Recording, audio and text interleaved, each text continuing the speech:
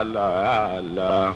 haɗa kanmu a firkanmu so juna manufarmu a nan da mutangana zama na mutunci da lumana kuma babu nifaka da hiyana sai ban girma kuma da lumana sabon tsari na afirka na unkuru ma hakika gwarzona yayi mulki na babu hiyana ya ce kowa ya shigo gana da fari da baki na afirka na baban banshi yau daidai na haka ne tsarin Najeriya haɗa kai da zumunta da jiyayya a cikin tsarin federaliya da fari da bakin ifirikiya a gidansa yake Najeriya gawan janaral da ya ɗau lamba da mazajen yau ba su ɗauka ba bai zindin kanci ko ɗai ba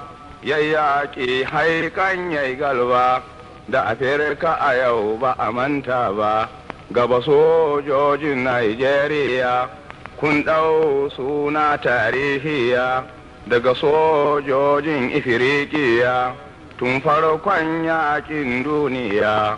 ku a gaba ba kwacin baya Ojuku da ya ƙara mafarkinsa da ya gan shi kamar shi ne fasha ga kambin zina